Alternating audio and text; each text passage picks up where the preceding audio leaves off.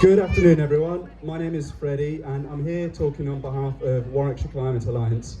I'll start first with how I came to be involved, because it was actually an event exactly like this where I came across the stall for WCA and got talking to people, signed up to their mailing list. After a period of only glancing through the monthly newsletters, I decided to attend one of the meetings in person. And there I met great people, found myself very enthused by the different campaigns and organisations they're working with. But the thing is, when they asked me what I'm particularly interested in terms of climate action, I didn't really know where to start. I'm sure many of you will have had the feeling where it appears there's so much to do, it can be difficult to just pick one to start with. So, on the spot, my thinking was, I like swimming in the rivers. I want to be able to do so safely and cleanly. So let's start with water pollution. From there, I got put in touch with a whole host of local citizen science organisations who go out, do fabulous work testing week in, week out on the Avon and its tributaries. And now I support them by analysing the data that they collect to make sense of what their test results are telling them and how they can get in touch with the authorities to make better change on our local waterways. So that's me, but what about in general? Well, I'll start by saying this: nothing can be challenged until it is faced. The climate crisis is becoming less of an abstract debate and more of a reality. We've got events unfolding around us. We need to face it together, because none of us are alone in feeling concerned. According to the UK Public Attitudes Tracker, 77% of people are concerned about the climate crisis. So it's not a fringe view, it's the majority.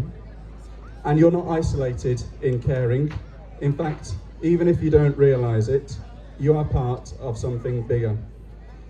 Now, Warwickshire Climate Alliance and organisations like this, they exist to turn that concern into connection and action. We are an umbrella organisation, so we don't try to do everything ourselves, but rather we bring people together. We bring the many different and brilliant groups in our local area who are already doing great action, and we put people in touch. It includes organisations like the ones I'm in contact with who do water testing. It includes divestment campaigns. It includes repair cafes, and it includes groups lobbying for better public transport. The solutions are already being built. What is important is simply connection, scale, and courage. It's not always about innovation and invention. So in terms of where you fit in, well, the answer is to start anywhere. Pick something and go from there, and you will eventually find your niche. Start with your passion, start with your interests, or start with your skill set. Wherever you start, you'll find a group where your skills matter.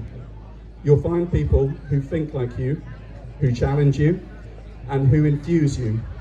You'll find community, and at a time where so many feel fragmented, disillusioned, or powerless, that sense of community is essential.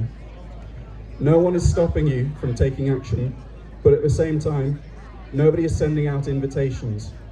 However small your contribution may be, it will be valued.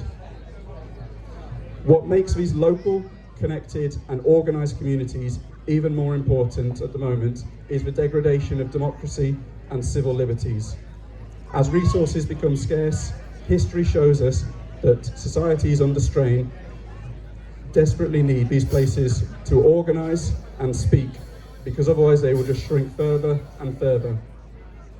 So this isn't just about the environment as something separate from us and daily life, but rather it's about food, water, air, and livable spaces. We are already seeing the warning signs: more frequent flooding in the UK, heat waves that put hospitals under strain, and pressure on food production, rising costs linked to climate disruption, just to name a few. Scientists have said for years that the pressures will increase if action is delayed. So it's a simple and personal question of what are we going to do about it?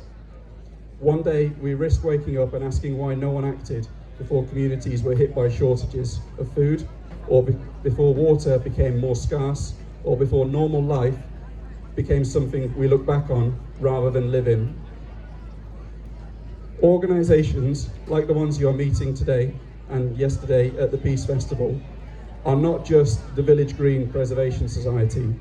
It's not something as superficial as how your local area looks, but rather think of them as a self-preservation society. Collective action is what will save us in the future, and you should recognise that care for the planet is not separate from care for us ourselves.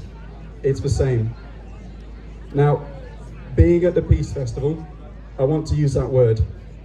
It's not just the absence of conflict, but also the presence of stability, justice, and cooperation.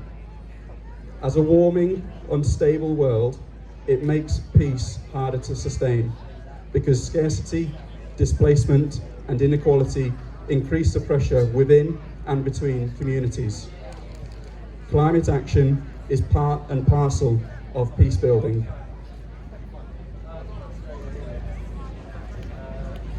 So my message is simple. Don't leave here thinking you're alone, or that the problem is too big, or that you have no role.